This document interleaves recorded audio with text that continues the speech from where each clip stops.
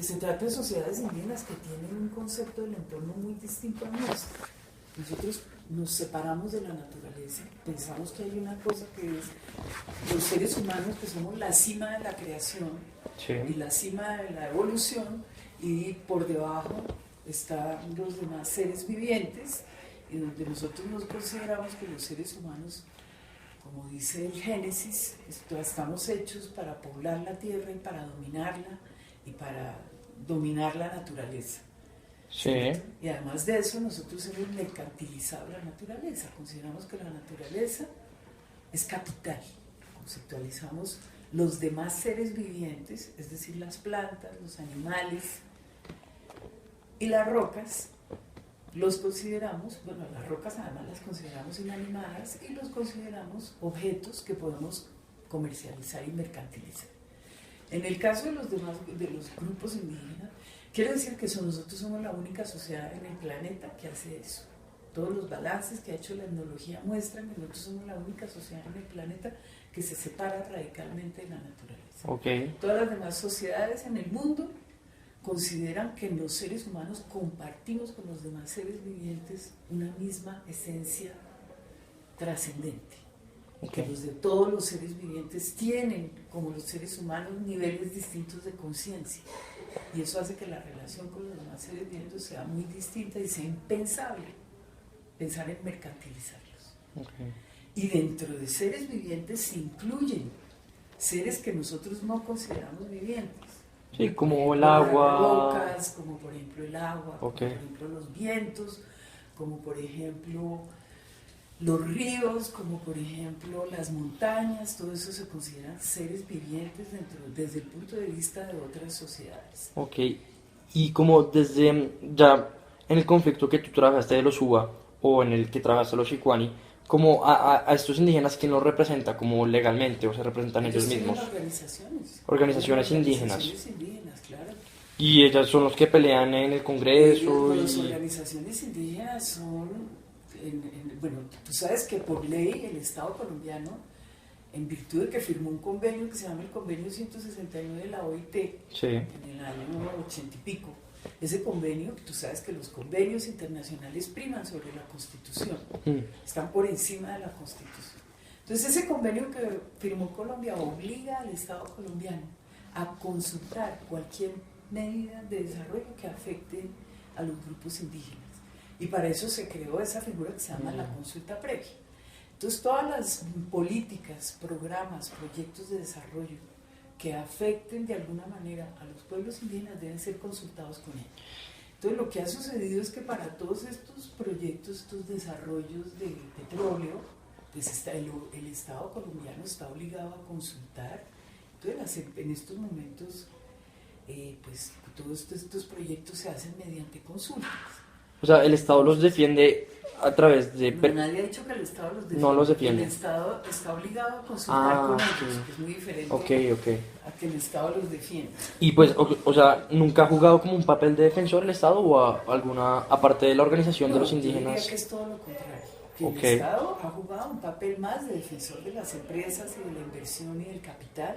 Claro, que de los pueblos porque indígenas. Deja a un lado la cultura y se concentra en la economía más que todo. Yo resumo una cosa que decía el ministro de Minas en su momento, cuando el caso UBA, él decía, los intereses de 3.000 indios no pueden primar sobre los intereses de 30 millones de colombianos. Claro. Ahora, ¿quién define cuáles son los intereses de 30 millones de colombianos? No sabemos, es el ministro, Eso es planeación nacional, es el presidente. Claro. Se puede hablar de que 30 millones de colombianos tengan los mismos intereses. Yo no me siento representada ahí. Y es que ahí mismo está el conflicto de valor, ¿no? Pues, exacto. Bueno, y en materia de... O sea, discutíamos cómo ellos pensaban que el agua era sagrado y cómo el Estado no los defiende. Pero, o sea, ellos sí tienen como autoridad para decir que ese territorio es de ellos, o sea, les pertenece legalmente. Ese es un territorio, es que ese problema de la posesión legal del territorio pues es un problema muy complicado. ¿Por qué? Porque la posesión legal es un invento de la sociedad occidental moderna.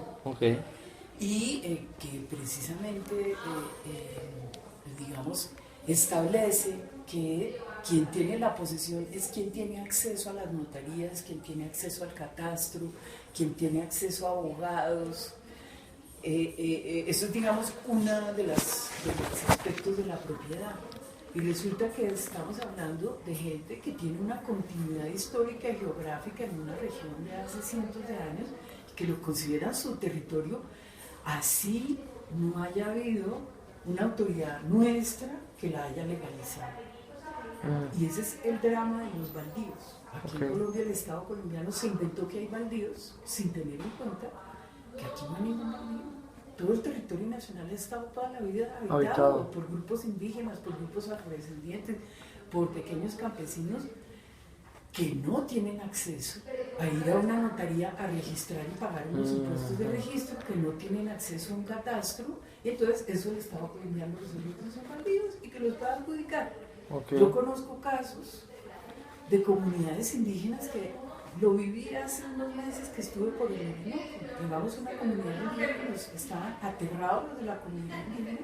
Ya lo hemos vivido aquí toda la vida, aquí tenemos enterrados a nuestros abuelos, hemos vivido aquí siempre, y ahora llega una empresa a quien el Estado le vendió esto como baldíos y nos están echando. Y como toda esta relación con las petroleras, aparte de que los desplazan de su territorio, ¿qué otros impactos ha tenido en ellos? Que las petroleras los desplazan de su territorio. Es decir, las petroleras han cumplido con la ley y han llegado a las zonas a hacer consultas con los indígenas. Bueno. Y las petroleras, obviamente no es negociable que se haga o no el proyecto de petróleo, porque lo van a hacer. Las consultas no son para aprobar o desaprobar un proyecto, sino para ver de qué manera el proyecto afecta a la gente. Ajá. Entonces, en el caso de UBA, por ejemplo, los indígenas se oponían radicalmente a que les hicieran el proyecto, entre otras cosas, y la petrolera se comprometió a no hacerlo dentro del territorio. Pero ¿qué pasó? El pozo lo pusieron a 5 kilómetros del límite del territorio. Entonces, pues la influencia y la existencia de un pozo afectan a un territorio, aunque no esté, digamos, dentro del límite que la ley estableció para el territorio. ¿Eso llega a afectarlo de alguna forma culturalmente o solo como aspectos de salud? Pues mira, que ha sido la preocupación, es que yo creo que ha habido, que es una de las cosas que yo planteo en ese artículo, que ha habido lo que yo llamo una etnización del conflicto.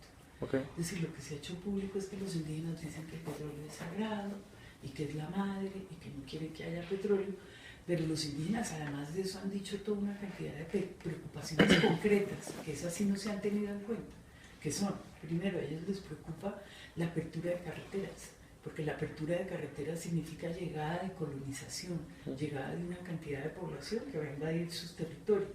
Segundo, les preocupan las enfermedades, con la llegada de una cantidad de hombres a trabajar en explotaciones petroleras, llega prostitución, llega el alcoholismo, llegan juegos de azar, llegan rebuscadores y cambia la situación en general, ¿no? de la región, de salubridad de la región. Eso les preocupa también a los indígenas. Les preocupa porque lo han visto en otros casos en la historia del país. La historia del petróleo no acaba de comenzar, tiene más de un siglo en Colombia. La contaminación de las aguas, que el petróleo contamina las aguas.